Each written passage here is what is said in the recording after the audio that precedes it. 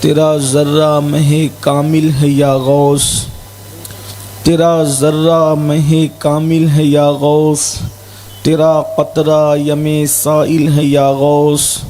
تو اپنے وقت کا صدیق اکبر، تو اپنے وقت کا صدیق اکبر، غنی و حیدر و عادل ہے یا غوث۔ الوہیت ہی ایک احمد نے نہ پائی، نبوت ہی سے تو عاطل ہے یا غوث۔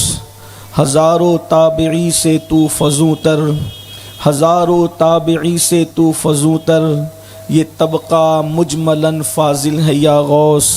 صحابیت پھر تابعیت پھر آگے قادری منزل ہے یا غوث۔ اور کہا تو نے کہ جو مانگو ملے گا، کہا تو نے کہ جو مانگو ملے گا، رضا تجھ سے تیرا سائل ہے یا غوث۔ اور ہمارا خاتمہ بالخیر ہوگا، ہمارا خاتمہ بالخیر ہوگا، تیری رحمت اگر شامل ہے یا غوث۔ دوراجی کی سرزمین پر یہ سالانہ قطب الاقطاب، غوث الاغواث، فرد الافراد، غیاث الکونین، غوث العارفین سیدنا شیخ عبد القادر جیلانی سرکار بغداد رضی اللہ تبارک و تعالیٰ عنہ کی یاد میں ہر سال دوراجی میں یہ محفل ہمارے حاجی ادریس بھائی کی جانب سے، ان کے رفقا کی جانب سے انعقاد پذیر ہوتی ہے، جس میں آپ اور ہم سب شریک ہوتے ہیں۔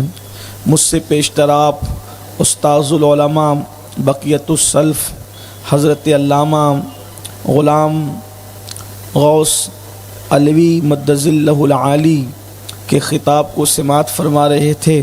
اللہ پاک حضرت کو صحت سلامتی کے ساتھ عمر خضر عطا فرمائے اور جمیع بیماریوں سے اللہ حضرت کو شفا نصیب فرمائے۔ اور میرے بعد انشاءاللہ آپ کو حضور قبلہ امیر سنی دعوت اسلامی کا خطاب سماعت کرنا ہے۔ تھوڑی دیر کے لیے فقیر قادری بھی آپ کی خدمت میں حاضر ہے، اور اسی مناسبت سے قرآن مقدس کی آیہ کریمہ کی تلاوت کرنے کا شرف حاصل کیا گیا۔ اللہ تعالیٰ اس کے متعلق مجھے حق کہنے اور آپ سب کو حق سن کر اس پر عمل کرنے اور اسے عام کرنے کی توفیق عطا فرمائے۔ قرآن مقدس میں اللہ تبارک و تعالیٰ نے اپنے نبیوں کے واقعات بیان فرمائے، انعام یافتہ بندوں کے واقعات بیان فرمائے، اور ساتھ ہی ساتھ جن لوگوں پر اللہ نے عذاب کیا، غضب کیا، ناراضگی کا اظہار کیا، جن کے چہروں کو اللہ نے سور اور بندروں کی طرح کر دیا، جن کے چہروں کو مسخ کیا، جن پر پتھر برسائے، جن کو ڈبو دیا، جن کو اللہ رب العزت نے ہواؤں سے ہلاک کیا، جن پر آندھیاں چلی، جن پر طوفان آئے، وہ سارے واقعات یعنی جو انعام یافتہ بندے ہیں ان کے واقعات بھی بیان ہوئے، اور جن پر اللہ نے غضب کیا ان کے واقعات بھی اللہ نے قرآن میں بیان فرمائے۔ کبھی آپ نے سوچا کہ آخر ایسا کیوں ہے، قرآن میں یہ سب واقعات کیوں بیان کیے گئے؟ اسی طرح سے صدیوں سے ہمارا معمول چلا آ رہا ہے کہ ہم غوث پاک کا ذکر کرتے ہیں، غریب نواز کا ذکر کرتے ہیں، سرکار قطب الاقطاب بابا قطب الدین بختیار کاکی کا ذکر کرتے ہیں، فرید الافراد سرکار فرید الدین مسعود گنج شکر کا ذکر کرتے ہیں، قطب الارشاد حضرت سیدی سلطان المشائخ محبوب الہی نظام الدین اولیاء کا ذکر کرتے ہیں، صابر پاک کا ذکر کرتے ہیں، اسی طرح سے ہم اپنے بزرگوں کا ذکر کرتے ہیں۔ آخر یہ سب کیوں ہے؟ اس ذکر کے پیچھے حکمت کیا ہے؟ تو آج اس حکمت کو آپ کے سامنے پیش کرنا چاہتا ہوں۔ دراصل بات یہ ہے کہ کسی بھی مالدار آدمی کو دیکھ کر انسان مالدار بننے کی کوشش کرتا ہے، کسی بھی پڑھے لکھے کو دیکھ کر انسان پڑھنے لکھنے کی طرف اس کو رہنمائی ملتی ہے، وہ اس طرف جاتا ہے۔ یعنی کہ انسان کسی بھی ترقی یافتہ اور کامیاب بندے کو دیکھ کر اس کے راستے پر چل کر اسی کی طرح بننے کی کوشش کرتا ہے۔ یہ ایک اصول ہے، یہ ایک ضابطہ ہے۔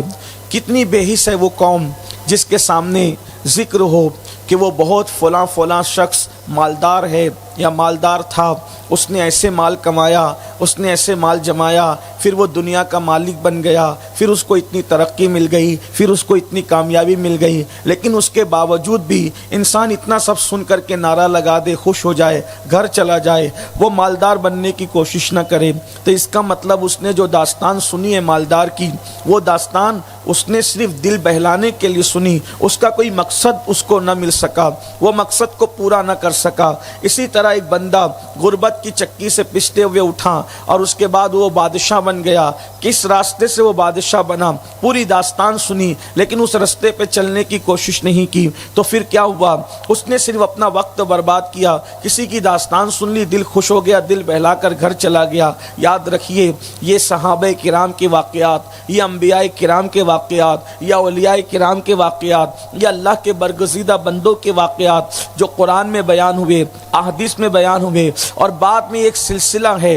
اللہ والوں کا ذکر کرنے سے رحمتوں کا نزول کیوں ہوتا ہے؟ اللہ والوں کا ذکر اللہ کے لشکروں میں سے ایک لشکر کیوں ہے؟ اللہ والوں کا ذکر دلوں کو زندہ کرتا ہے، اللہ والوں کا ذکر مردہ دلوں میں جان پیدا کرتا ہے، اللہ والوں کا ذکر جہاں ہوتا ہے وہاں رحمتوں کا نزول ہوتا ہے، وہاں دعائیں قبول ہوتی ہے۔ آخر یہ سب کچھ کیوں ہے؟ اس کا مطلب یہ ہے میرے پیارے آقا صلی اللہ علیہ وآلہ وسلم کے پیارے دیوانوں، یعنی لوگوں کے سامنے جب نیکوں کا ذکر ہوگا، پرہیزگاروں کا ذکر ہوگا، متقیوں کا ذکر ہوگا، اللہ کے ولیوں کا ذکر ہوگا، اللہ کے محبوب بندوں کا ذکر ہوگا، تو مطلب کیا ہے؟ مطلب یہ ہے کہ کس راستے پہ چل کے یہ لوگ اللہ والے بنے، اس راستے پر ہم بھی چلیں تاکہ ہم بھی اللہ والے بن جائیں۔ یہ بات اپنی جگہ مسلم ہے کہ ہم غوث پاک کی طرح نہیں بن سکتے، یہ بات اپنی طرح مسلم ہے کہ ہم لوگ محبوب الہی کی طرح نہیں بن سکتے، یہ بات اپنی جگہ حق ہے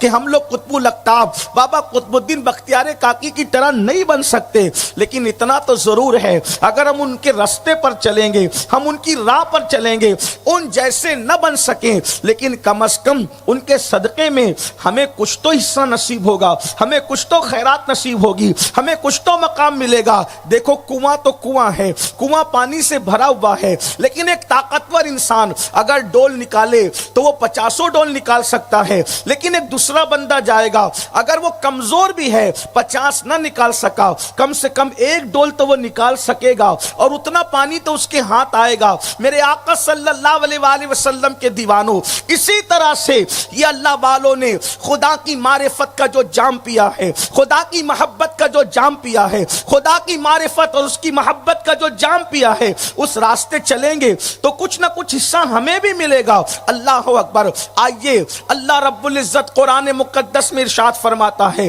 وہ قرآن جو قیامت تک کے لیے رہنما ہے، وہ قرآن جو قیامت تک کے لیے قیادت ہے، وہ قرآن جو قیامت تک کے لیے اللہ رب العزت تک پہنچانے کا ذریعہ ہے، وہ قرآن جس کی تعلیمات جو ہے ہمارے لیے قیامت تک ہے، اس وقت تک جب تک اللہ کے رسول کچھ احکامات کو اپنی حکمت بالغہ کی وجہ سے خاص نہ فرما دے، جب تک اللہ و رسول خاص نہ کریں اس وقت تک کہ کوئی اس کو خاص نہیں کر سکتا، بلکہ اس کے سارے احکامات قیامت تک ہے۔ اللہ پاک قرآن میں ارشاد فرماتا ہے، والذین جاہدوا فینا لنہدینہم سبلنا، کہ جو ہماری راہ میں کوشش کرتے ہیں ہم ان کے لیے راستے پیدا کر دیتے ہیں، راستہ نہیں بلکہ راستے پیدا کر دیتے ہیں۔ پتہ چلا اللہ تک پہنچنے کے لیے 1-2 راستہ نہیں ہے بلکہ راستے ہیں۔ حضرت سیدنا امام الائمہ امام جعفر صادق رضی اللہ تعالیٰ عنہ ارشاد فرماتے ہیں، زمین کے اوپر جتنے ذرات ہیں اس سے زیادہ اللہ تک پہنچنے کے راستے موجود ہیں۔ انسان اگر کوشش کرے تو وہ اللہ تک پہنچ سکتا ہے۔ میرے آقا علیہ الصلوۃ والتسلیم کے پیارے دیوانوں، تو آئیے آج چونکہ سرکار غوث اعظم کی محفل ہے تو میں سرکار غوث پاک کی محفل میں آپ کے سامنے غوث اعظم نے ولی بننے کا جو طریقہ بتایا ہے آج اس پر کچھ گفتگو کرنے کی سعادت حاصل کرتا ہوں کہ انسان اللہ کا ولی کیسے بنتا ہے۔ غوث پاک نے ولایت کا نصاب اتنا آسان بیان کیا ہے، اگر انسان یاد کر کے اس رستے پر چلے تو یقیناً وہ مقام ولایت حاصل کر سکتا ہے۔ حالانکہ ولایت کی بہت قسمیں ہیں لیکن کم از کم اتنا تو ہے کہ انسان اللہ کے غضب سے بچ کر اس کی دوستی کا مقام حاصل کر لے گا۔ میرے آقا علیہ الصلوۃ والتسلیم کے پیارے دیوانوں، اگر غوث پاک کے علاوہ کوئی عام انسان بیان کرتا تو لوگ اس کا مذاق اڑاتے کہ اتنا چھوٹا کام کر کے بھی کوئی ولی بن سکتا ہے، لیکن یہ بات اس نے کہی ہے جس کے ہاتھوں سے ولایت تقسیم ہوتی ہے، جو ولایتوں کو بانٹنے والا ہے، جو ولایت عطا کرنے والا ہے۔ اللہ رب العزت نے امام حسن عسکری کے بعد غوثیت کبریٰ کا منصب شیخ عبد القادر جیلانی کو امام مہدی کی آمد تک کے سونپا ہے، اور اللہ رب العزت نے ولایت عطا کرنے کا منصب سرکار غوث اعظم کو عطا کیا ہے۔ اور غوث پاک وہ ہیں جو صرف ولایت تقسیم ہی نہیں کرتے بلکہ ولایت کو چھین بھی لیا کرتے ہیں۔ اللہ اکبر، اس کو کہتے ہیں سلب الاحوال۔ اللہ اکبر، یہ منصب ولایت کی کائنات میں اس وقت کسی کو حاصل نہیں ہے، اس لیے کہ یہ دور قیامت تک ولایت کی کائنات میں سرکار غوث اعظم کا دور ہے۔ غوث پاک فرماتے ہیں سب کے سورج طلوع ہو کر کے غروب ہو گئے، عبد القادر کا سورج وہ ہے جو قیامت تک غروب نہیں ہو سکتا۔ سب کے مرغے بول کر کے چپ ہو گئے، عبد القادر کا مرغ ایسا ہے کہ جو قیامت تک کبھی خاموش نہیں ہو سکتا۔ اسی کو میرے امام کہتے ہیں حکم نافذ ہے تیرا، خامہ تیرا، سیف تیری، حکم نافذ ہے تیرا، خامہ تیرا، سیف تیری، دم میں جو چاہے کرے دور ہے شاہ تیرا، دم میں جو چاہے کرے دور ہے شاہ تیرا۔ اور مرغ سب بولتے ہیں، بول کے چپ ہوتے ہیں، مرغ سب بولتے ہیں، بول کے چپ ہوتے ہیں۔ حاصل ایک نوا سنجا رہے گا تیرا، حاصل ایک نوا سنجا رہے گا تیرا۔ اللہ اکبر، آج یہ غوث پاک نے ولی بننے کا جو طریقہ بتایا ہے، اس سے پہلے ایک بات بتاؤں، میں نے کہا سلب الاحوال، ولایت چھین لینے کا حق بھی اللہ نے غوث اعظم کو عطا فرمایا۔ ایک شخص سرکار غوث اعظم کی خانقاہ کی چوکھٹ پہ پڑا ہوا ہے اور وہ آہوزاری کر رہا ہے، چوکھٹ پہ پڑا اور آہوزاری یعنی رو رہا ہے، گڑ گڑا رہا ہے۔ کوئی آتے ہیں تو ان سے کہتا ہے میری سفارش کر دو، شیخ عبد القادر جیلانی سے کہہ کہ مجھے معاف کر دے۔ غوث پاک رضی اللہ تعالیٰ سے کسی نے کہا حضور وہ جو چوکھٹ پہ پڑا ہوا بندہ ہے، گڑ گڑا رہا ہے، آپ سے معافی چاہتا ہے، آپ معاف فرما دیں۔ غوث پاک نے فرمایا جا، میں نے اس کو معاف کیا۔ اتنا کہنا تھا کہ میں نے اس کو معاف کیا، وہ شخص ہوا میں اڑنے لگا اور اڑ کے جانے لگا۔ دیکھنے والے کو حیرت ہوئی کہ یہ ہوا میں اڑنے لگا، تو پوچھنے والے نے پوچھا غوث اعظم سے سرکار یہ تو ہوا میں اڑا ہے۔ فرمایا تو کیا سمجھا، وہ کون تھا تجھے معلوم ہے؟ کہا وہ اپنے وقت کا ابدال ہے، ابدال۔ کہا پھر وہ چوکھٹ پہ کیوں پڑا ہوا تھا؟ فرمایا چوکھٹ پہ اس لیے پڑا ہوا تھا کہ وہ ہوا میں اڑتے ہوئے جا رہا تھا، اور ہوا میں اڑتے اڑتے جب میری خانقاہ آئی تو میری خانقاہ کے اوپر سے اڑنے لگا کہ میں بھی ولی یہ بھی ولی، تو میں ان کی خانقاہ کا ادب کیوں کروں، کیونکہ ولی میں بھی ہوں، ولی یہ بھی ہے، تو میں نے اس کو پٹک کے یہاں گرا دیا کہ میری خانقاہ کا اس نے ادب نہیں کیا۔ پھر اس نے گریہ وزاری کی، پھر اس کی توبہ قبول ہوئی اور پھر اس کا مقام اس کو عطا کر دیا گیا۔ آپ اندازہ فرمائیں یہ سرکار غوث اعظم کا مقام ہے۔ اللہ اکبر، اسی لیے تو میرے امام فرماتے ہیں سر بھلا کیا کوئی جانے کہ ہے کیسا تیرا، سر بھلا کیا کوئی جانے کہ ہے کیسا تیرا، اولیاء ملتے آکے وہ تلوا تیرا۔ اگر چاہے تو ابدال کا مقام چھین لے اور چاہے تو چور کو ولایت کا مقام عطا فرما دے۔ کیا مقام ہے، کیا مرتبہ ہے ولایت کی دنیا میں۔ شیخ عبد القادر جیلانی جیسا ولی نہ ان سے پہلے ہوا نہ ان کے بعد کوئی ہو سکتا ہے۔ جو ولی قبل تھے یا بعد ہوئے یا ہوں گے، جو ولی قبل تھے یا بعد ہوئے یا ہوں گے، سب ادب رکھتے ہیں دل میں میرے آقا تیرا، سب ادب رکھتے ہیں دل میں میرے آقا تیرا۔ اور تو حسینی حسنی کیوں نہ محی الدین ہو، تو حسینی حسنی کیوں نہ محی الدین ہو، اے خضر مجمع بحرین ہے چشمہ تیرا، اے خضر مجمع بحرین ہے چشمہ تیرا، اور کیوں نہ قاسم ہو کہ تو ابن ابو القاسم ہے، کیوں نہ قاسم ہو کہ تو ابن ابو القاسم ہے، کیوں نہ قادر ہو کہ مختار ہے بابا تیرا، کیوں نہ قادر ہو کہ مختار ہے بابا تیرا۔ اللہ اکبر۔ تو سرکار غوث اعظم شیخ عبد القادر جیلانی ارشاد فرماتے ہیں اگر انسان کے اندر 12 صفتیں پیدا ہو جائے تو وہ اللہ کا ولی بن جاتا ہے۔ 12 صفتیں، یوں تو یہ 10 ہی ہے، لیکن 2 صفتیں چونکہ اللہ رب العزت اپنی صفات سے جتنا چاہتا ہے اس کو حصہ عطا کرتا ہے، تو اب یوں کہہ لیں اس کو کہ 2 صفتیں اللہ کی، اللہ اس میں سے جتنا حصہ چاہتا ہے اس کو عطا کرتا ہے، 2 صفتیں اس میں رسول اللہ کی عطا کی جاتی ہے، 2 صفتیں اس میں صدیق اکبر کی دی جاتی ہے، 2 صفتیں اس میں فاروق اعظم کی۔ یہ غوث پاک نے اپنے خطبے میں فرمایا، خطاب میں جو غوث پاک کے خطبات ہیں اس میں یہ لکھا ہوا ہے، اس کو امام اہل سنت نے بھی فتاوی رضویہ شریف میں لکھا۔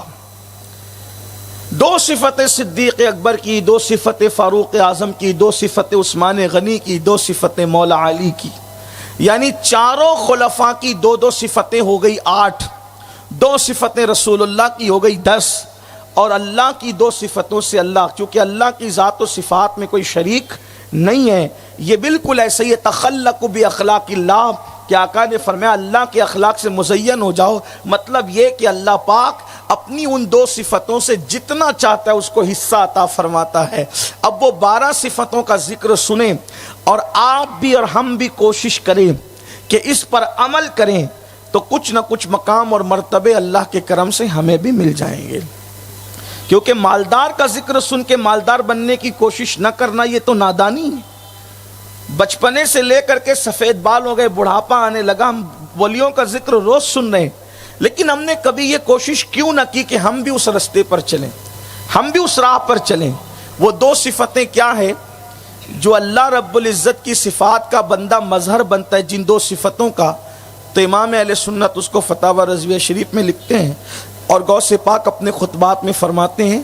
اب یہاں پر یہ پڑھنے سے پہلے تھوڑی آپ کی توجہ چاہتا ہوں، حالانکہ آپ بہت توجہ سے سن ہی رہے ہیں، لیکن آپ غور فرمائیں۔ آج کل ولی ہم کس کو کہتے ہیں، کس کو سمجھتے ہیں؟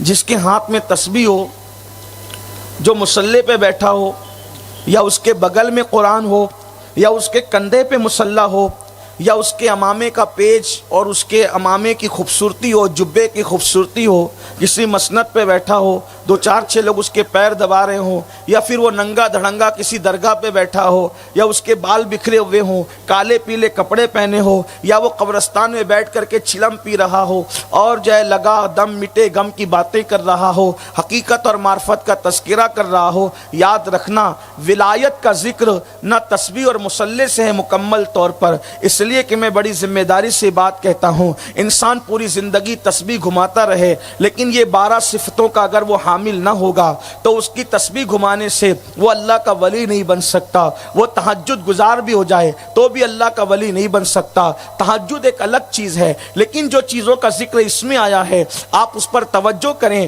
آسان بھی ہے، کوشش بھی کی جا سکتی ہے، لیکن اگر آپ ڈھونڈنے نکلیں گے تو شاید بہت کم لوگوں کو آپ پائیں گے۔ یہ جو فکر دی گئی ہے آپ کو کہ ہم نہیں بن سکتے، ہم نہیں بن سکتے، میں کہتا ہوں کیوں نہیں بن سکتے؟ جب میخانہ بھی وہی ہے، جام بھی وہی ہے، میکدہ بھی وہی ہے، ساقی بھی وہی ہے، سراہی بھی وہی ہے، پیمانہ بھی وہی ہے، پھر کس کی ضرورت ہے؟ صرف میخار کی ضرورت ہے۔ میخار آ جائے تو جام وہی، پیمانہ وہی، سراہی وہی، بادہ وہی۔ اور اقبال کے 2 مصروں میں کہوں، ہم تو مائل بکرم ہے کوئی سائل ہی نہیں، راہ دکھلائے کسے راہ روے منزل ہی نہیں۔ قرآن کہتا ہے جو کوشش کرتے والذین جاہدوا، جو لوگ کوشش کرتے ہیں، جنہوں نے کوشش نہیں کی وہ کبھی کہیں نہیں پہنچ سکتے، مگر جو کوشش کرتے ہیں اللہ فرماتے ہیں ہم خود اس کے لیے راستے پیدا کر دیتے ہیں۔ ہم کوشش تو کریں، اللہ کے یہاں کوشش رائے گا نہیں جاتی۔ بلکہ آپ کو ایک بات بتاؤں، اللہ اکبر،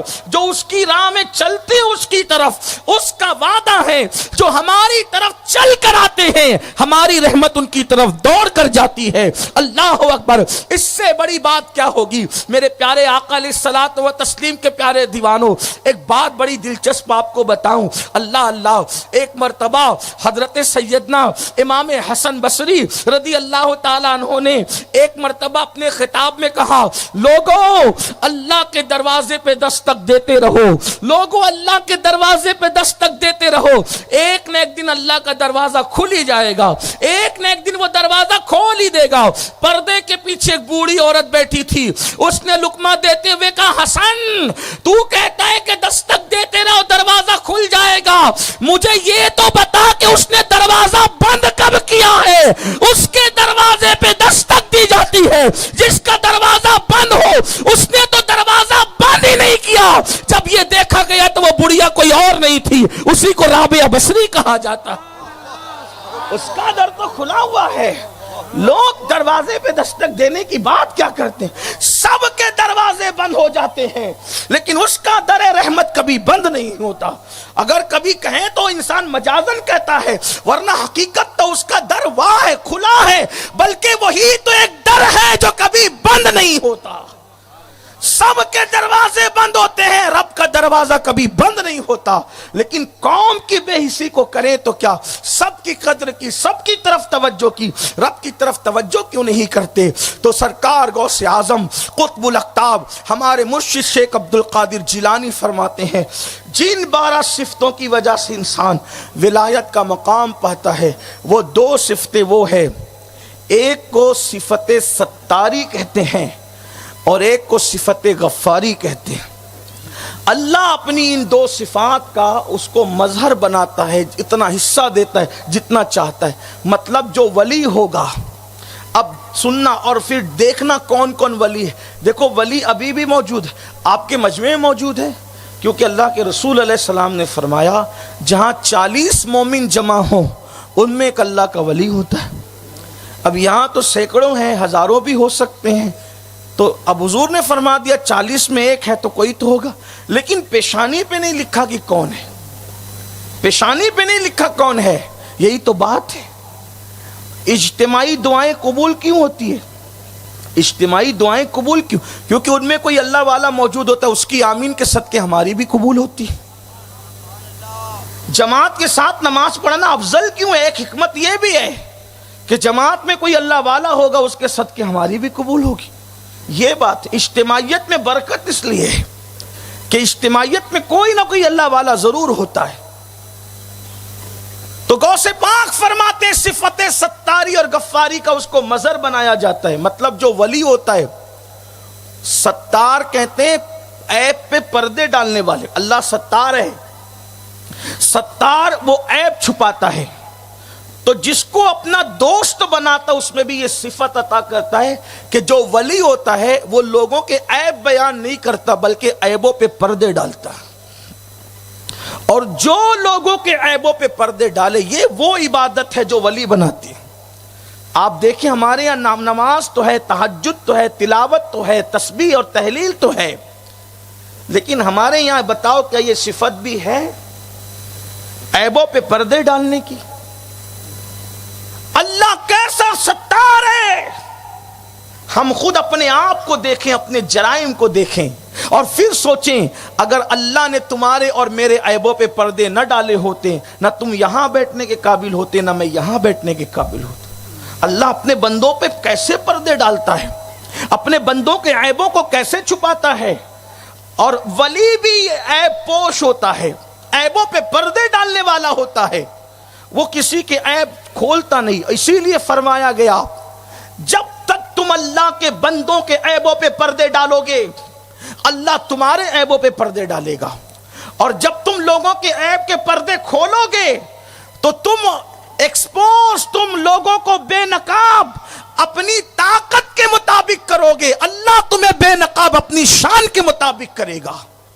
اس لیے لوگوں کے عیب نہ کھولو، عیبوں پہ پردے ڈالنا یہ اللہ کی صفت ہے اور اولیاء اللہ کی صفت ہے۔ اللہ اکبر۔ میرے پیارے آقا صلی اللہ علیہ وسلم کے پیارے دیوانوں، اس کی وجہ یہ ہے کہ اولیاء اللہ کے پاس، سجادہ پہ بیٹھنے والوں کے پاس، نیک لوگوں کے پاس، پرہیزگار لوگوں کے پاس، اللہ اکبر، عجیب عجیب قسم کے لوگ آتے ہیں۔ مثال کے طور پر ولی ہے، اللہ والا ہے، نیک بندہ ہے، تو کوئی آئے گا، آ کر کہے گا کہ میں زنا کر کے آیا ہوں، میں شراب پی کر آیا ہوں، میں چوری کر کے آیا ہوں، میں ڈکیتی کر کے آیا ہوں، میں یہ کر کے آیا ہوں، میں وہ کر کے آیا ہوں۔ ارے وہ توبہ کرائے گا، اور توبہ کرانے کے بعد میں مریدوں میں کہہ دے گا وہ تو ایسا ہے، وہ تو ایسا ہے، وہ تو ایسا ہے۔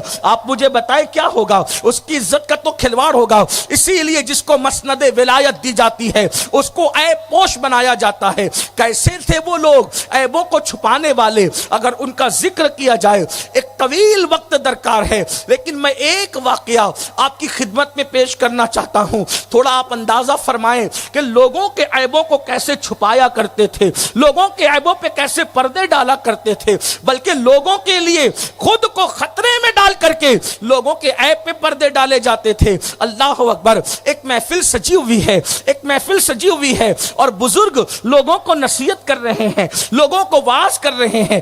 ایسے میں محفل میں بدبو اٹھتی ہے۔ اب آپ غور کرنا، اللہ اکبر، بزرگ کی محفل سجی ہے اور بزرگ واعظ کر رہے ہیں اور ایسے میں بدبو اٹھتی ہے۔ بدبو اٹھنے کا مطلب کیا ہے؟ مطلب یہ ہے کہ کسی سے خطا ہو گئی، یعنی کہ کسی کے پیٹ کی ہوا خارج ہو گئی۔ اب بدبو اٹھی، بدبو اسی وجہ سے اٹھ سکتی تھی، تو جو لوگ تھے وہ ایک دوسرے کا چہرہ دیکھنے لگے۔ مطلب کیا کہ بدبو کس کی وجہ سے اٹھی؟ تو وہ جو شیخ تھے، جو بزرگ تھے، جو لوگوں کو درس دے رہے تھے، وہ اٹھ کر کھڑے ہو کے کہتے ہیں چلو ہم سب چل کر کے وضو کر لیتے ہیں، ہم سب چل کر وضو کر لیتے ہیں۔ مطلب کیا کہ جس سے ایسا ہوا اگر وہ اٹھ کر وضو کرنے جائے گا تو اس کا عیب کھل جائے گا کہ بدبو اس کی وجہ سے پھیلی تھی۔ اس بزرگ نے کہا ہم سب چل کے وضو کر لیتے ہیں تاکہ ہمارے اس بھائی کے عیب پہ پردہ پڑ جائے، اس کا یہ معاملہ کسی پر اوپن نہیں ہونا پائے۔ اللہ اکبر۔ دیکھو یہ فکر تھی اولیاء اللہ کی۔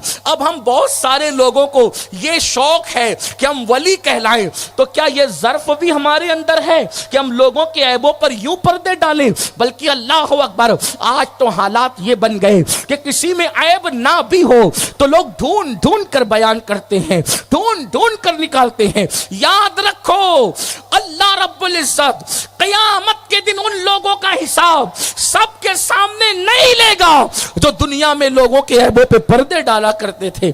یہاں ایک اس سلسلے میں ایک خوبصورت روایت میرے سامنے آتی ہے۔ عیب پہ پردے ڈالنا کتنی خوبصورت چیز ہے۔ اس روایت کو بزرگان چشت نے اپنی کتابوں میں لکھا، غور سے سننا۔ اللہ کے رسول علیہ السلام جب معراج سے واپس لوٹے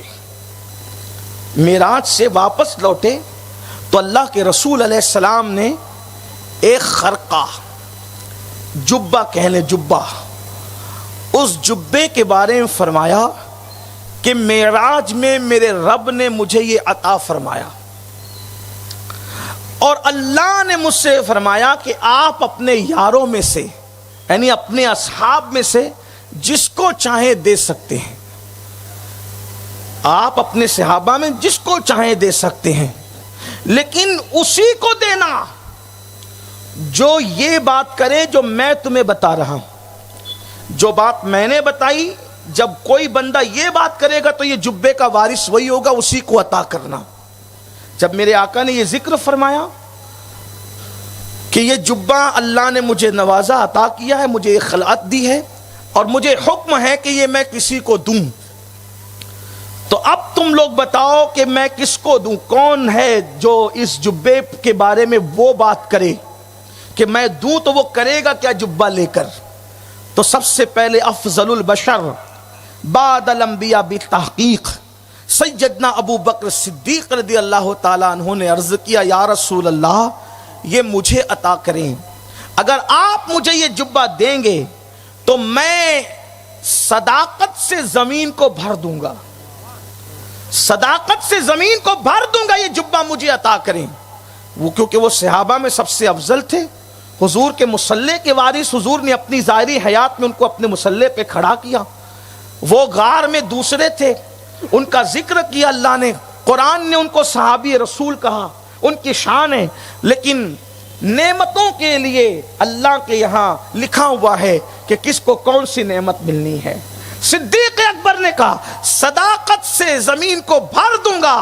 ارشاد ہوا ابو بکر بات بڑی اچھی کہی تم نے, لیکن مجھے حکم ہے کہ میں اس کو دوں جو یہ بات کرے جو میرے اللہ نے مجھے بتائی.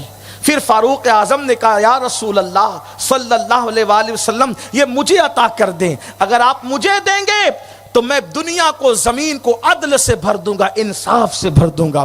ارشاد ہوا عمر بات تم نے بڑی اچھی کہی, مگر مجھے حکم ہے کہ میں اسی کو دوں جو یہ بات کرے جس کو میرے اللہ نے بتایا ہے. پھر عثمان غنی نے عرض کی میرے آقا میرے کریم مولا بندہ پرور بندہ نواز آپ مجھے عطا کریں, اگر مجھے دیں گے زمین کو سخاوت سے بھر دوں گا. یعنی ہر صحابی اپنی اپنی صفت کا ذکر کر رہے ہیں. سرکار نے فرمایا ذوالنورین تم نے اچھی بات کہی ہے, لیکن میرے اللہ نے مجھے حکم دیا کہ میں وہ بات سنوں تم میں سے کسی سے جو اللہ نے بتایا تو اس کو دوں. تو پھر خاتم الولایت اللہ اکبر باب مدینۃ العلم فاتح خیبر علی مرتضی سید السادات سیدنا علی مرتضی کرم اللہ وجہ الکریم کھڑے ہوتے ہیں, جن کے بارے میرے امام کہتے ہیں اصل نسل صفا, اصل نسل صفا وجہ وصل خدا, اصل نسل صفا وجہ وصل خدا, پر تمے دست قدرت پہ لاکھوں سلام. اللہ اکبر. مولا کائنات کہتے ہیں یا رسول اللہ اگر یہ جبہ مجھے عطا کر دیا جائے تو میں جس کے بھی عیب دیکھوں گا اس کے عیبوں پہ پردے ڈال دوں گا. آقا نے فرمایا اللہ نے مجھے یہی کہا تھا علی یہ جبہ میں تمہیں عطا کرتا ہوں. آپ غور فرمائیں. نعرہ تکبیر, نعرہ رسالت, نعرہ حیدری, جشن شاہ جیلا. عیبوں پہ پردے ڈالنا کتنی بڑی چیز ہے. معراج کا وہ خرقہ سیدنا مولا کائنات کو دیا گیا, پھر انہوں نے امام حسن بصری کو دیا, پھر انہوں نے حضرت معروف کرخی کو, پھر حضرت حبیب اجمی کو.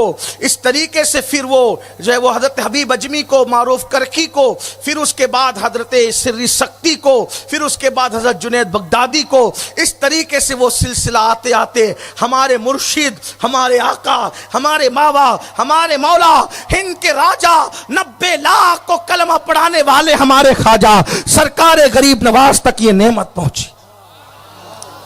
سرکار غریب نواز تک یہ نعمت پہنچی. اور آگے پھر اس کے بعد بابا قطب الدین بختیار کاکی, پھر بابا فرید الدین, پھر سرکار نظام الدین, پھر سرکار برہان الدین غریب, پھر اس کے بعد سید زین الدین شیرازی جنہیں 22 خواجہ کہتے ہیں. ہمارے بعض مشائخ نے یہ کہا کہ وہ جبہ ان تک پہنچا اور وہ اب بھی ان کے دربار میں موجود ہے. ربیع الاول شریف کی 12 تاریخ کو اس کی زیارت کرائی جاتی ہے جو آپ معراج پر پہن کر تشریف لے گئے تھے. آپ اندازہ فرمائیں اس کا مطلب اے پوشیے خلق کس قدر شان کی بات ہے. تو جو ولی بنتا ہے اسے اللہ عیبوں پہ پردہ ڈالنے والا بناتا, پھر صفت غفاری سے اس کو حصہ دیا جاتا. مطلب کیا؟ معاف کرنا, اس کی طبیعت میں معاف کرنا ہے. یعنی وہ اپنی ذات کے لیے کسی سے لڑتا نہیں. مطلب ولی لڑائی جھگڑے والا نہیں ہوتا, اس سے لڑ, اس سے بھیڑ, اس سے ٹکرا, اس سے بھیڑ نہیں. ذات کے لیے لڑنا کتوں کا کام ہوتا ہے, ذات کے لیے لڑنا ولیوں کا کام نہیں ہوتا. ہاں ولی ذات کے لیے نہیں لڑتا. اب پتہ چلا آپ کتنی تسبیح بڑی لے لو ہاتھ میں, لیکن ذات کے لیے لڑتے پھر رہے ہو. آپ سب کچھ ہو سکتے مگر اللہ کے ولی نہیں ہو سکتے. آپ دیکھیں سرکار غریب نواز رضی اللہ تعالیٰ آپ کے ساتھ کیا کیا سلوک کیا گیا. دیکھو ولی کیسے معاف کرتا ہے. یہاں پر ایک بات پھر مجھے یاد آئی بزرگان چشت سے. چشتی سلسلہ اہل بہشت, کیونکہ ہندوستان کا یہ سب سے بڑا سلسلہ, ہند میں دین جو پھیلا ہے اس کا سب سے پہلے سہرا اگر کسی کے سر بنتا ہے تو ہمارے مشائخ چشت ہیں. حالانکہ ہم لوگ قادری بھی الحمدللہ, بلکہ قادری ہی ہے پہلے مرید. مگر ہندوستان میں رہنے کی وجہ سے ہمیں قادریت بھی ملی ہے تو غریب نواز کے صدقے میں ملی ہے. غریب نواز کو جو نظر انداز کرے گا نہ وہ دین کا رہے گا نہ دنیا کا رہے گا، اتنا یاد رکھنا. ہاں، اس لیے کہ یہاں کے جتنے کلمہ پڑھتے ہیں سب کے باپ داداؤں کو غریب نواز نے کلمہ پڑھایا ہے، یا ان کے خلفاء نے پڑھایا ہے. اور جو عرب سے آئے ہیں ان کے لیے زمین بھی جس نے ہموار کی ہے وہ سرکار غریب نواز یا ان کے خلفاء کی ذات. اس لیے غریب نواز کو کوئی نظر انداز نہیں کر. ہندوستان کی اصل حکومت غریب نواز کے ہاتھ میں، اور غریب نواز اس ولی کا نام ہے جو آج بھی لوگوں کے دلوں پر حکومت کر رہے ہیں اور انشاءاللہ قیامت تک کرتے رہیں گے. تو عرض یہ کر رہا تھا، سلسلہ چشت اہل بہشت، اپنی ذات کے لیے نہ لڑنا، معاف کرنا. سلسلہ چشتیہ میں ایک نام ہے سلطان المشائخ حضرت محبوب الہی کے مرید اور خلیفہ ہیں حضرت خواجہ نصیر الدین چراغ دہلوی، روشن چراغ دہلوی، چراغ دہلی ہیں آپ. اور یہ حضرت محبوب الہی کے مرید بھی ہیں، خلیفہ بھی ہیں اور جانشین بھی ہیں حضرت محبوب الہی کے نصیر الدین چراغ دہلوی. آپ چونکہ چشتی تھے، چشتی مشرب تھے، تو آپ جو سلسلہ چشت کی رسومات ہے اس کے پابند بھی تھے. علماء جانتے ہیں وہ کیا کیا رسومات ہے، اس کا ذکر میں یہاں ابھی نہیں کرتا. تو بادشاہ کو کچھ لوگوں نے کان بھرے، کچھ لوگوں نے بادشاہ کے کان بھرے کہ یہ جو نصیر الدین ہیں محبوب الہی کے خلیفہ، وہ ایسا ایسا کرتے ہیں، یہ کرتے ہیں، وہ کرتے ہیں، یہ کرتے ہیں، وہ کرتے ہیں، اور یہ لوگ اپنی خانقاہ میں بیٹھے بیٹھے خوب مزے کر رہے. ان کو آپ اپنی نوکری دیں، ان کو آپ اپنا نوکر بنائیں تاکہ یہ ذلیل ہوں. اب ہر دور میں ولیوں کا سکہ چلتا رہے، ہر دور میں اللہ والوں کا سکہ چلتا رہے، ہر دور میں ولیوں کا ڈنکا بجتا رہے، اور ہر دور کی عوام اور اہل ایمان کے خواص سب ولیوں کے معتقد رہے ہیں. تو لیکن کچھ لوگوں کو حسد رہتا ہے اللہ والوں سے، بلکہ ولی بھی وہی بنتا ہے جس کے حاسد ہوتے ہیں. حضرت داتا صاحب فرماتے ہیں کہ اللہ جس کو ولی بنانا چاہتا ہے اس پر کوئی فرعون مسلط کرتا ہے مخالف، جو اس کی مخالفت کرتا رہتا ہے اور وہ بندہ اس پہ صبر کرتا رہتا ہے. تو نفل عبادتوں سے جو مرتبے نہیں ملتے وہ مخالفتوں پر صبر کی بنیاد پہ اللہ مقام اور مرتبے عطا فرماتا ہے. اسی لیے آپ دیکھیں گے کہ اہل ظاہر ولیوں کی مخالفت کرتے رہے لیکن اولیاء کبھی کسی کی مخالفت نہیں کرتے رہے، وہ مخالفتوں پہ صبر کرتے رہے. پرتھوی راج دیکھیں غریب نواز کا مخالف رہا لیکن غریب نواز نے پرتھوی راج کی کبھی مخالفت نہیں کی. اسی طریقے سے ہر دور میں آپ اٹھا کر کے دیکھ لیں، اللہ اکبر، تو نصیر الدین چراغ دہلوی کے بہت مخالف تھے، حاسدین تھے، تو بادشاہ کے کان بھر دیے، کہا کہ یہ خانقاہ میں مزے کر رہے ہیں، ان کو نوکری پہ لگاؤ، نوکری دو، حقیر کام دو، چھوٹا سا کام دو، تاکہ ان کے مریدین چھٹیں، ان کی عزت، ان کی عظمت لوگوں کے دلوں سے پامال ہو جائے. ایک قاصد پہنچا، آپ کو بادشاہ بلا رہے ہیں. آپ نے فرمایا ہمیں بادشاہ سے کیا کام، ہم بادشاہ کے یہاں کیوں آئے؟ تو کہا کہ آپ کو بلا رہے ہیں، چلو، نہیں آؤ گے تو ہم اٹھا لے جائیں گے. خواجہ نصیر الدین چراغ دہلوی کو مریدوں نے کہا، خلفاء نے کہا حضرت ظالم ہے، آپ چلیں. وہاں گئے تو بادشاہ نے کہا آپ کو میری نوکری کرنی. فرمایا میں نوکری کیوں کروں تمہاری، میں تو کوئی نوکر نہیں ہوں. کہا لیکن تمہیں کرنی پڑے گی. خواجہ صاحب نے فرمایا میں نہیں کروں گا. دیکھو ولی کیسا معاف کرنے والا، حلم کیسا ہوتا ہے ولی کے اندر. جہاں علم ہوگا وہاں حلم ہوگا، جہاں ولایت ہوگی وہاں گلوں کی نکہتوں سے زیادہ حلم ہوگا، معاف کرنے کا جذبہ ہوگا. حضرت نصیر الدین چراغ دہلوی نے فرمایا میں نوکری نہیں کروں گا. کہا کرنی پڑے گی. اس نے کہا کرنی پڑے گی. آپ نے فرمایا میں نہیں کروں گا، میں نوکر نہیں ہوں، میں تمہاری نوکری کیوں کروں، مجھے ضرورت نہیں ہے، میرے اللہ نے مجھے بہت دیا ہے. اس نے کہا اگر نوکری نہیں کرتے تو اس نے بادشاہ نے یہ جو دونوں طرف کی ہڈی ہوتی ہے، یہ سینے کی ہڈی، یہ والی دو ہڈی، ان دونوں ہڈیوں میں سوراخ کیا. یہ ظلم ہے. اللہ والوں کے ساتھ ہوا کیا ذرا اندازہ کریں اور ان کا حلم دیکھیں. اہل دنیا کا ظلم اور پھر ان کا حلم دیکھیں تاکہ پتہ چلے کہ خدا کے دوستوں میں صفت غفاری کس طریقے سے جلوہ نما ہوتی ہے۔ یہ دونوں ہڈیوں میں سوراخ کر کے اس میں زنجیر باندھی اور آپ کو کھوٹے سے لٹکا دیا۔ خواجہ نصیر الدین چراغ دہلوی کو جب آپ کو لٹکا دیا گیا تو سرکار نصیر الدین چراغ دہلوی سے مریدوں نے کہا حضور آپ جو دعا کرتے ہیں اب بد دعا کرتے اللہ قبول کر لیتا ہے، اس کے لیے دعا کر دے کہ اللہ اسے ہلاک کر دے۔ فرمایا فقیر اللہ کا دوست اپنے دشمنوں کے لیے کبھی بد دعا نہیں کرتا، ہم اپنے دشمنوں کے لیے کبھی بد دعا نہیں کرتے، اپنی ذات کے لیے کبھی نہیں لڑتے۔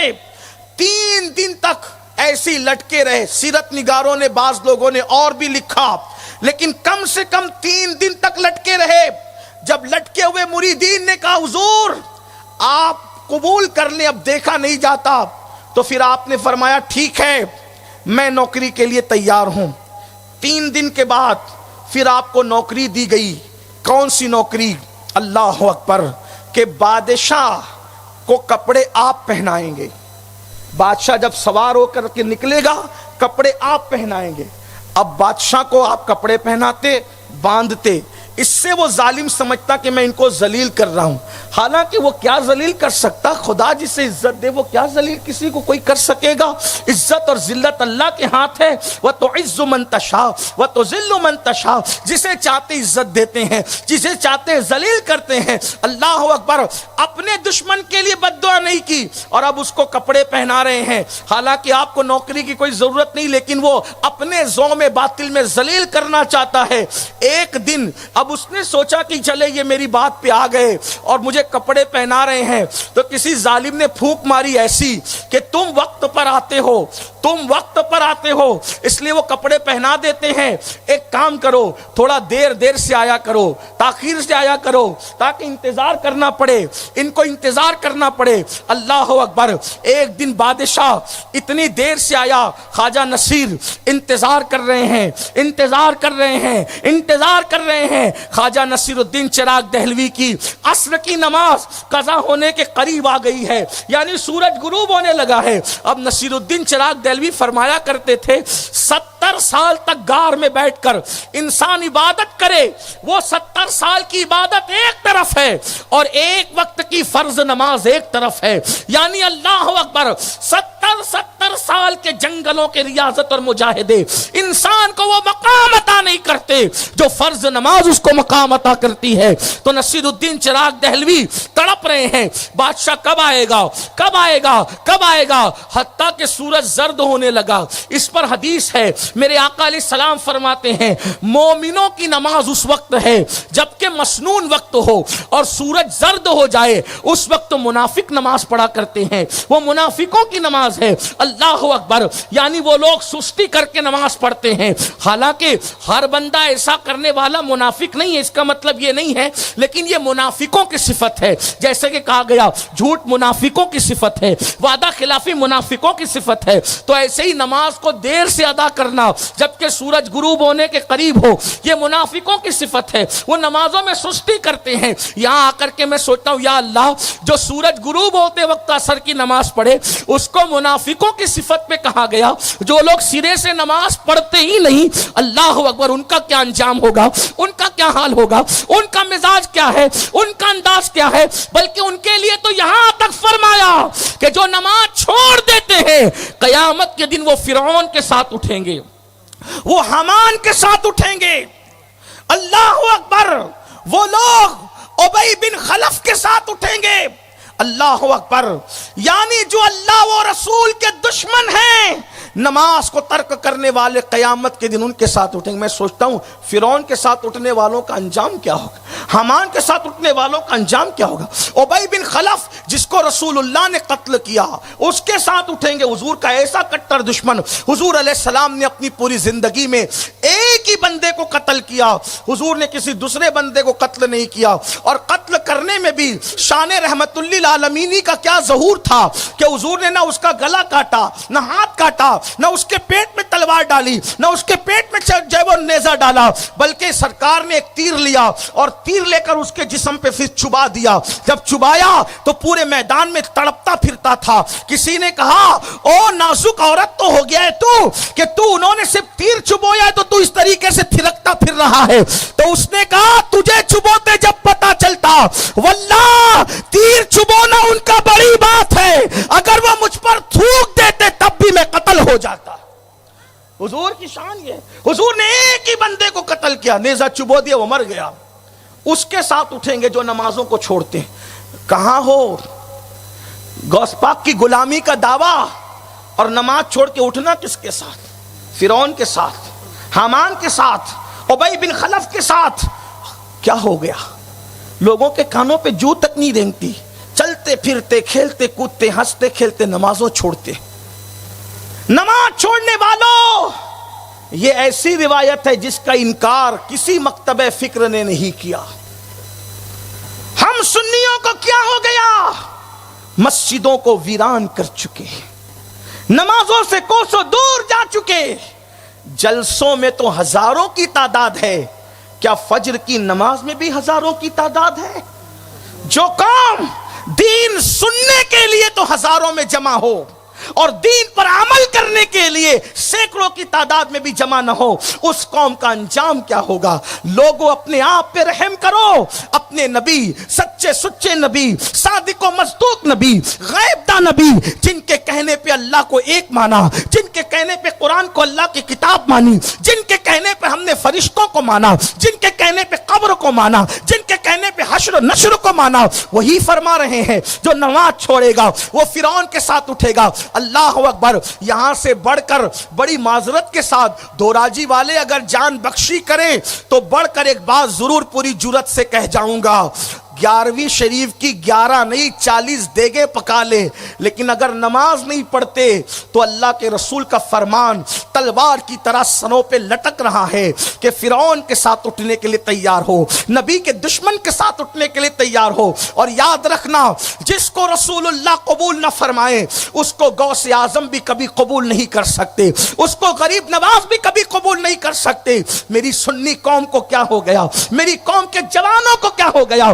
کتنی سادگی سے کہہ دیتے ہیں مولانا ٹائم نہیں ملتا، مولانا وقت نہیں ملتا۔ میرے عزیز، اگر نماز کے لیے رب کے لیے ٹائم نہیں ہے تو فیس بک کون چلاتا ہے؟ یوٹیوب پر کون بیٹھتا ہے؟ ٹویٹر کون استعمال کرتا ہے؟ مجھے بتاؤ، جس قوم کو عریانیت اور فحاشی کے لیے وقت ملتا ہے اور اللہ کی عبادت کے لیے وقت نہیں ملتا، پھر وہ اللہ کے بندے کہلانے کے حقدار ہیں یا نفس کے بندے ہیں یا اپنی خواہشات کے بندے ہیں؟ سن لو، جب تک یہ قوم خدا کی چوکھٹ پہ جھکتی رہی، اس قوم کا سورج بلند رہا، اس قوم کی عظمت رفتہ بحال رہی، یہ قوم ترقی کی منازل طے کرتی رہی۔ جب سے مسجدوں سے رشتہ ٹوٹ گیا، جب سے سجدوں سے رشتہ ٹوٹ گیا، جب سے عبادتوں سے رشتہ ٹوٹ گیا، اس وقت سے ہماری قوم کو زوال آ گیا ہے۔ یہ قوم تباہی کے دہانے پر ہے، یہ قوم بربادی کے دہانے پر ہے۔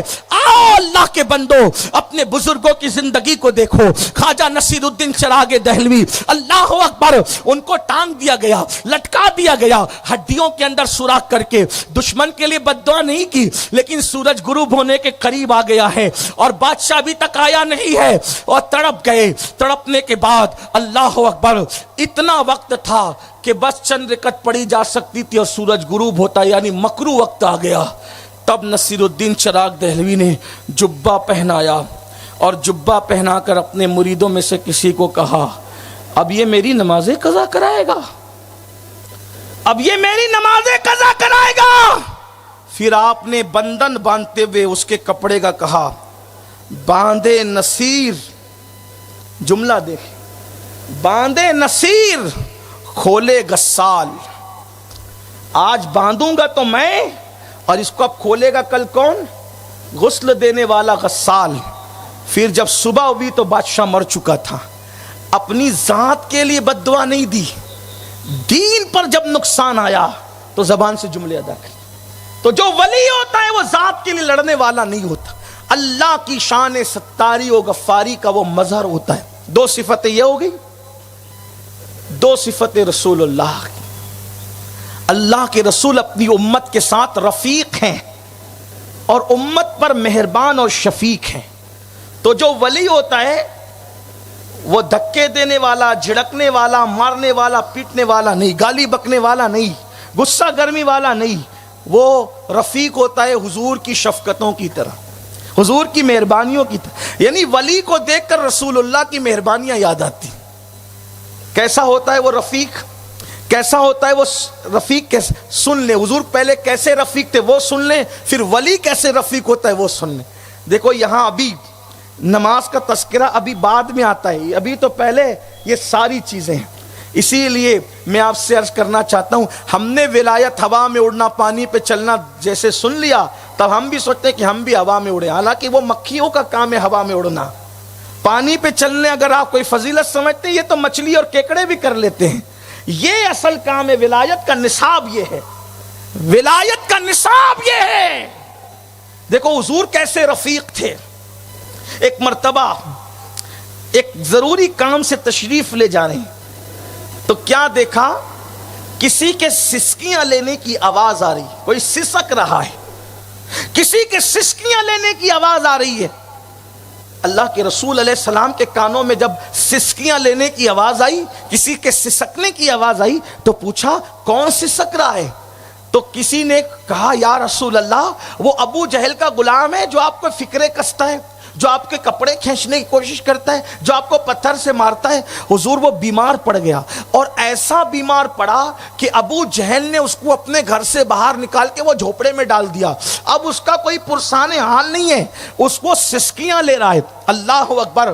دنیا کا کوئی دنیا دار انسان ہوتا ہمارے اور آپ کی طرح، وہ کہتا دیکھو مجھے ستایا نا تو انجام پہ کیا پہنچا. یاد رکھنا اعلیٰ ظرف لوگ ایسی باتیں نہیں کرتے. اللہ اللہ. میرے آقا علیہ السلام کے کانوں تک بات آئی، سسکیاں وہ لے رہا ہے جو فکرے کسا کرتا تھا، سسکیاں وہ لے رہا ہے جو پتھر مارا کرتا تھا، سسکیاں وہ لے رہا ہے جو لباس اقدس کو کھینچنے کی کوشش کرتا تھا، سسکیاں وہ لے رہا ہے جو بدتمیزی کرتا تھا.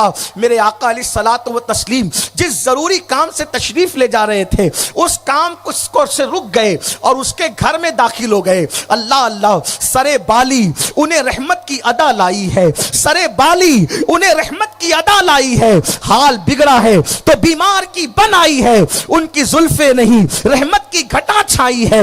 حال بگڑا ہے، اللہ اکبر، ان کی زلفیں نہیں رحمت کی گھٹا چھائی ہے، ان کے ابرو نہیں دو قبلوں کی یکجائی ہے، اور سرے بالی انہیں رحمت کی ادا لائی ہے. حال بگڑا ہے تو بیمار کی بن آئی ہے. میرے آقا اس کے سرہانے گئے، اس کے بستر پہ بیٹھ گئے. وہ کافر ہے، مسلمان نہیں ہے، حضور کا دشمن ہے، چاہنے والا نہیں ہے. بستر پہ بیٹھ گئے اور اس کی پیشانی پہ ہاتھ رکھا. سوچو کیا حال ہوا ہوگا اس بیمار کا. اللہ اللہ. ریشم سے زیادہ نرم ہاتھ، ٹھنڈے ٹھنڈے، مشک سے زیادہ خوشبودار ہاتھ. اللہ اکبر. حضور نے پیشانی پہ رکھا.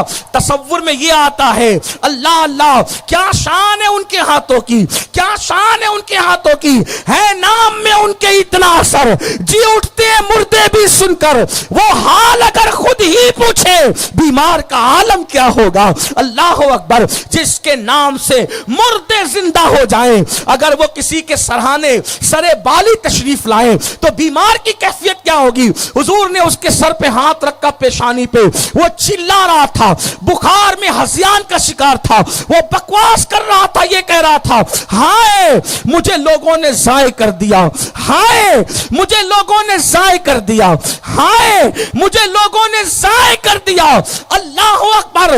جب وہ کہتا ہائے لوگوں نے مجھے ضائع کر دیا، آقا جواب میں کہتے مگر محمد تو تیرے سرہانے موجود ہے، مگر محمد تو تیرے سرانے موجود ہے.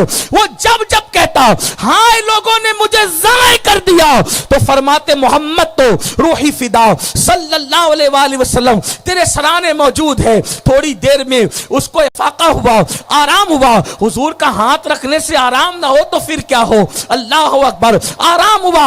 حضور کو جب اس کو آرام میں دیکھتے ہیں اٹھ کے جانے لگتے ہیں. کسی نے کہا یا رسول اللہ اتنے اہم کام سے جا رہے تھے، وہ اہم کام چھوڑ کر آپ اس کے سرہانے بیٹھ گئے. تو میرے آقا شان رفاقت دیکھیں، شان کریمی دیکھیں. فرماتے لوگوں کسی بیمار کے سرہانے چند لمحے بیٹھ رات بھر جاگ کر عبادت کرنے سے افضل ہے۔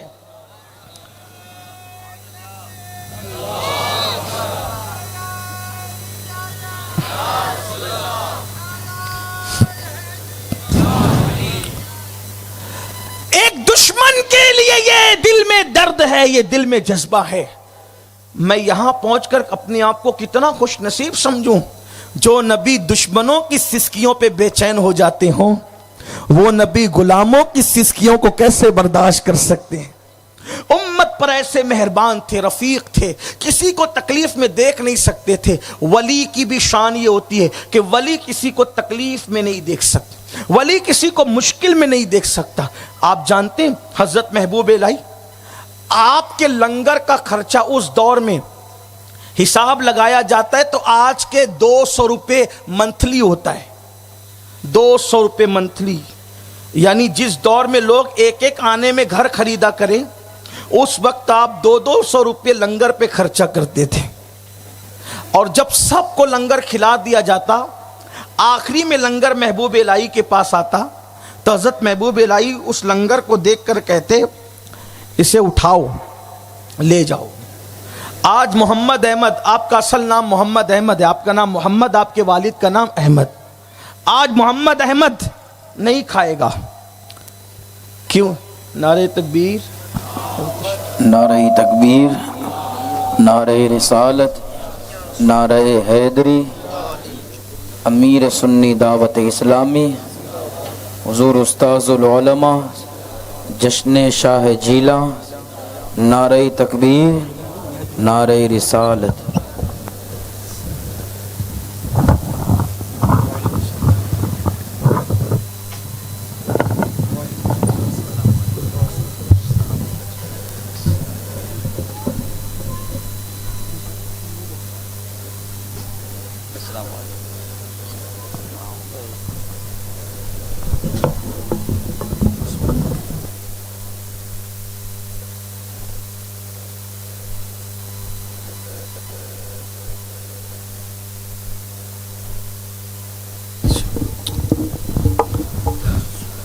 سب لوگ تشریف رکھیں، ایک مرتبہ درود شریف پڑھ لیں۔